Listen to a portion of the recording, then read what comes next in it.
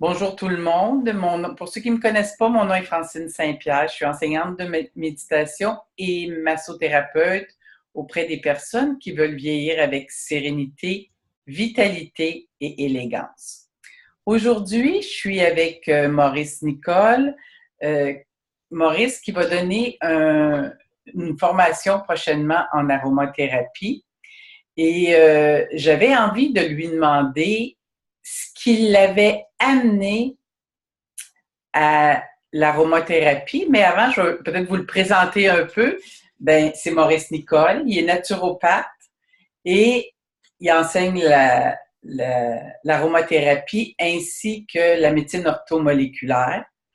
Puis, c'est ça, je reprends aujourd'hui. Je voulais lui parler de comment il s'était intéressé à l'aromathérapie. Donc, bonjour Maurice. Bonjour Francine.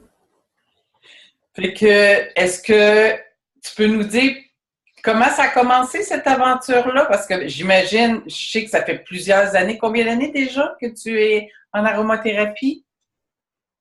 Depuis certainement 1988. Fait que ça ne devait pas être tellement connu à ce moment-là. Non. Alors, pour faire une histoire courte, parce que je peux remonter à ma tendre enfance, j'ai toujours été intéressé par la nature, on dirait par l'intuition que j'avais, c'est qu'il y avait une force de guérison, une force innée de guérison dans la nature. Bon, enfin, passons les chapitres. Et puis, vers l'âge de 20 ans, je me suis intéressé de près à la naturopathie. Je suis devenu naturopathe plus tard.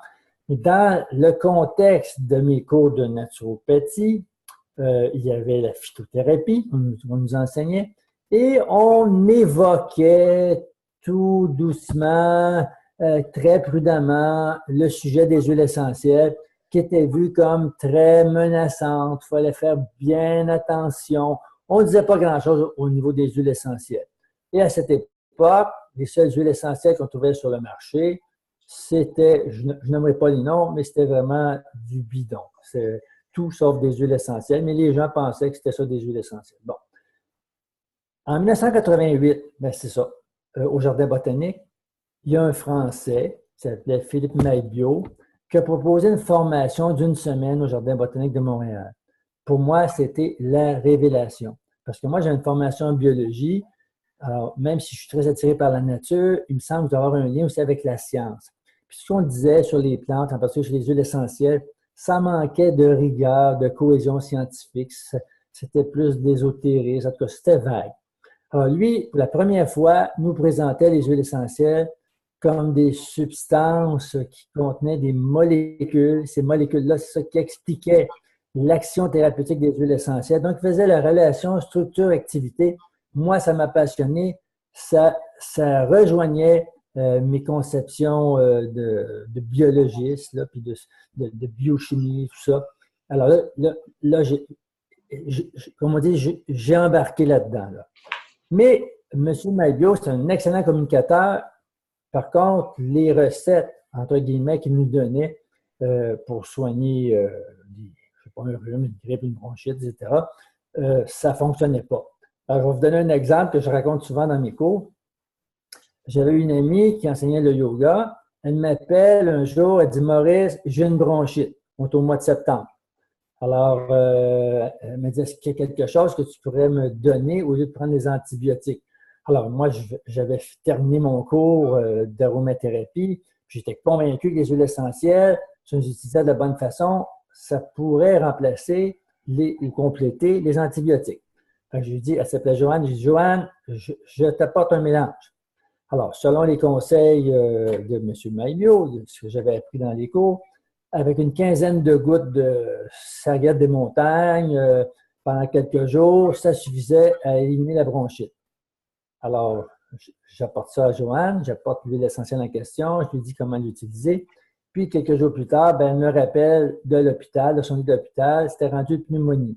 Alors, ma carrière d'aromathérapeute aurait pu se terminer là, mais je me disais, non, il y a quelque chose qui ne marche pas. Pourtant, il y a une logique là-dedans, il y a quelque chose que je n'ai pas compris. Alors, quelques mois plus tard, je tombe sur un livre qui venait d'être publié, l'aromathérapie exactement, par Pierre Francom et Daniel Pénoël. Et quand j'ai ouvert ça, j'ai dit, ah, là, je comprends. Donc, si on veut éteindre un feu de forêt, c'est pas avec un verre d'eau. Donc, l'année d'après, presque un an jour pour jour, Joanne me rappelle encore, elle avait encore confiance malgré tout, et elle avait encore une bronchite. Elle dit, Maurice, penses-tu qu'on peut essayer d'autre chose? Je dis oui. Alors, cette fois-ci, c'est pas quelques gouttes d'huile essentielle par la bouche, mais des embaumements vivants, comme on nous l'enseignait dans le bouquin, des huiles essentielles par la bouche, des suppositoires, et ça n'a pas pris de temps. Au bout de 3-4 jours, c'était terminé, il n'y avait plus de bronchite, et voilà. Donc, c'est ce livre-là qui m'a lancé. J'ai eu l'occasion après ça de rencontrer M. Francom dans des ateliers, puis le Dr. Pénoël, puis ainsi de suite. Et puis le reste du cours, ben, je me le suis administré moi-même. Plus tard, j'ai rencontré Dominique Baudou, et puis j'ai suivi des formations avec lui, je suis allé à des congrès avec lui.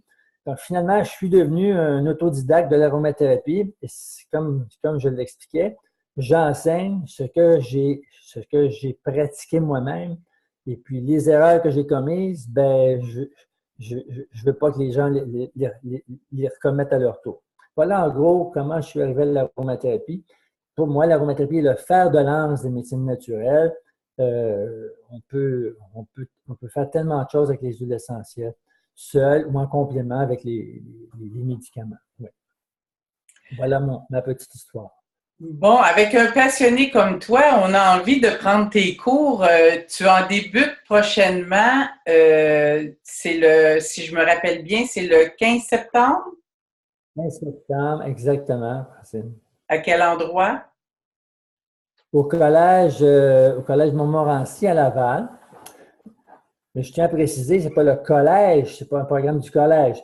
Je loue des salles au collège. Alors, on utilise les locaux du collège. Parce que l'aromathérapie, ce n'est pas une discipline reconnue au Québec. À part la médecine, il n'y a pas d'autres disciplines touchant la santé qui sont reconnues au Québec. Ouais. Fait que pour ceux qui seraient intéressés à s'inscrire à ces cours-là, je vais mettre le lien sous cette publication et ils pourront communiquer avec toi par la suite. Il y aura tous les détails dans le lien.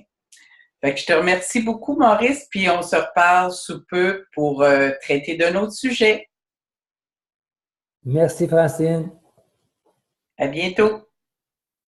À bientôt.